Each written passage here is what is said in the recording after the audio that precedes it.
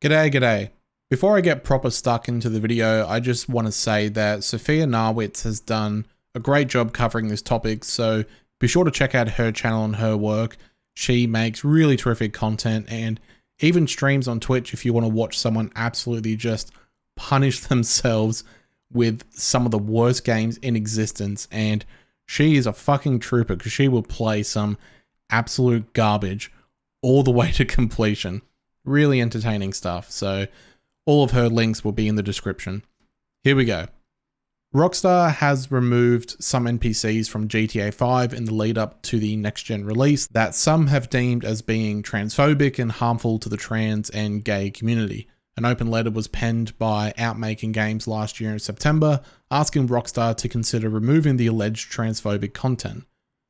What I find strange though is the change of attitude in games media that has seemingly occurred over the past couple of years, because back in the day, Jack Thompson's name used to be dragged through the mud, and rightly so, for his incredibly inaccurate and untrue statements regarding video games.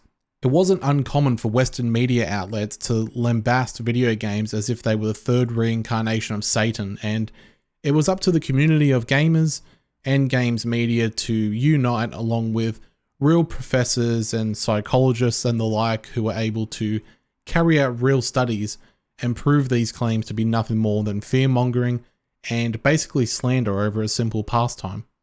Anyone remember the news stories about Mass Effect where just flat out completely untrue things were said about the game and it circulated? Funny stuff when looking back on it, but now we're having to listen to these same arguments, only this time it's the games media outlets that seem to be of the same mindset Jack Thompson once was and many others.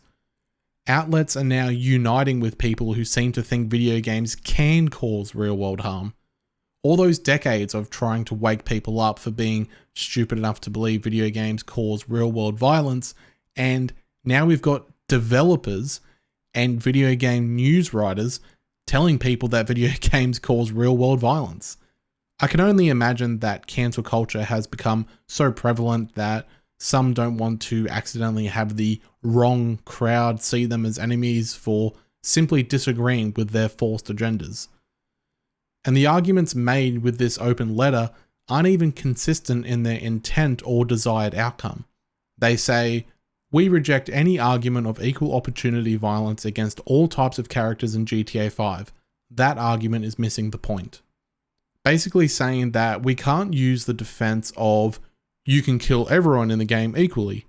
The implication is that they see real world harm in any form of violence in game, which makes me wonder why they're playing GTA in the first place.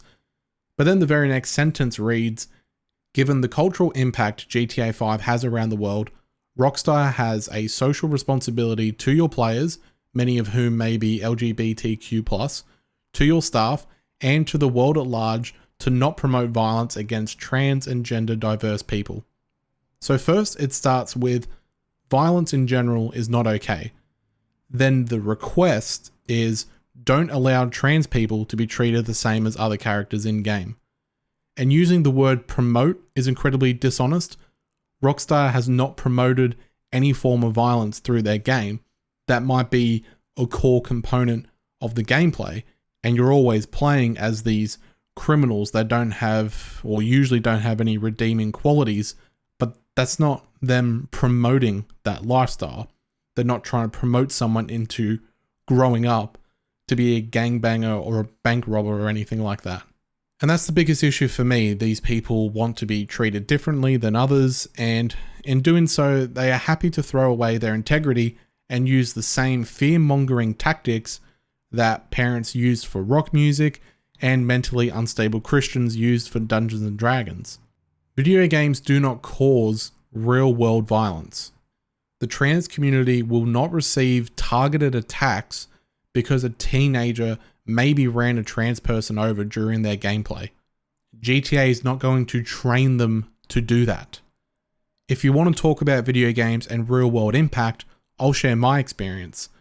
Disco Elysium helped me push forward mentally in order to move on from my breakup, of which I spent more time trying to get over than I was comfortable with. I was able to reflect on my own life through the character in the game and wake up to my own shortcomings. But you know how that happened? Because I projected my own thoughts and experiences onto a video game's themes and story. Disco Elysium didn't make me a single depressed person who felt like alcohol would soon become a crutch to lean on. I was already that person, and it was me who was projecting real life onto a canvas, so to speak. I simply shared traits that were used in the writing of Harry Dubois. Violent video games are no different. You do not boot up GTA for the first time and walk away a terrible person capable of committing crimes.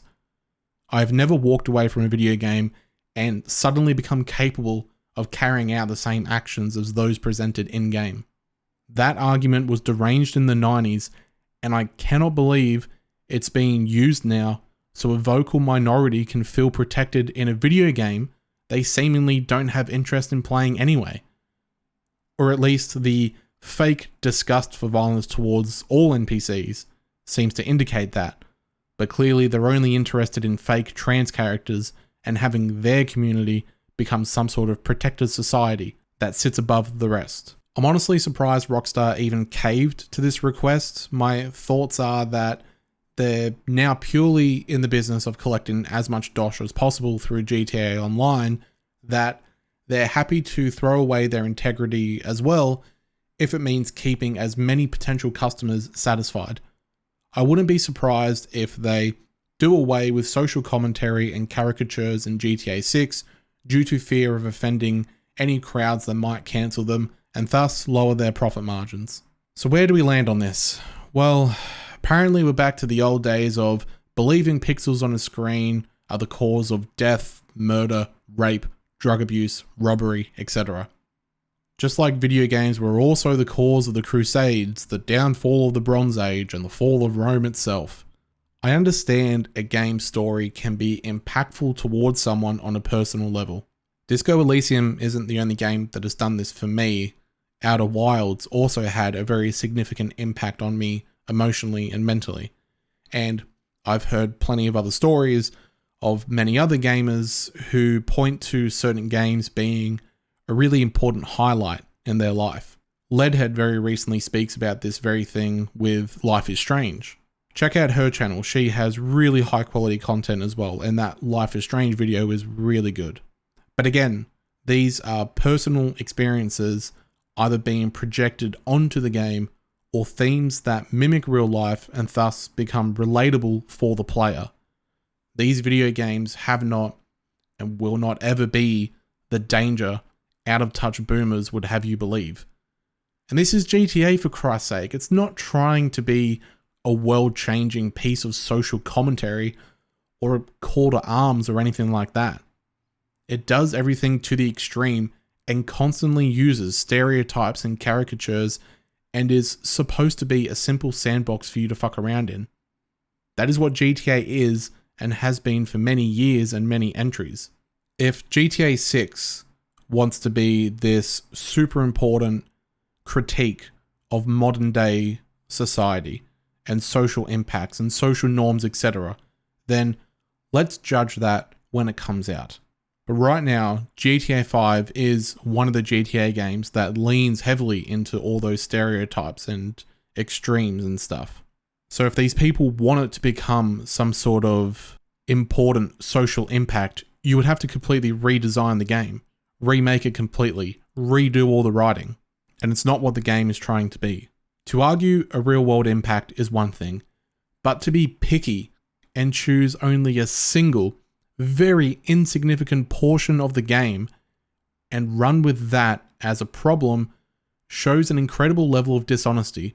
So which is it? Is the question I would pose to these sorts of people if I could, and if anyone gave enough of a shit to listen. Do you lot just want special treatment above others? Do you unironically think trans people are in danger in real life because 3 or 4 character models and a line or 2 of dialogue in a fucking video games of all things exist? Or do you truly believe any form of violence in a video game directed at any character equates to real world harm. In which case, for that last one, I would ask why you didn't write an open letter requesting all violence to be removed from the game. If harm can be brought onto the trans community through a video game, then where is the open letter requesting GTA 5 to be played completely passively with zero ability to kill others? One thing I worry about at the end of all this is that Rockstar has awarded this vocal minority a victory that I don't think they're going to be completely satisfied with. And gaming media outlets have been awfully quiet on a topic they were once against entirely, now that their allies are the ones perpetuating it. I worry they'll soon be seeking more removals of other shit in other video games, and it'll just be a roll-on effect now they've had that sweet taste of victory. But for now, why don't we just wait here for a little while, see what happens. Until the next video, have a good one.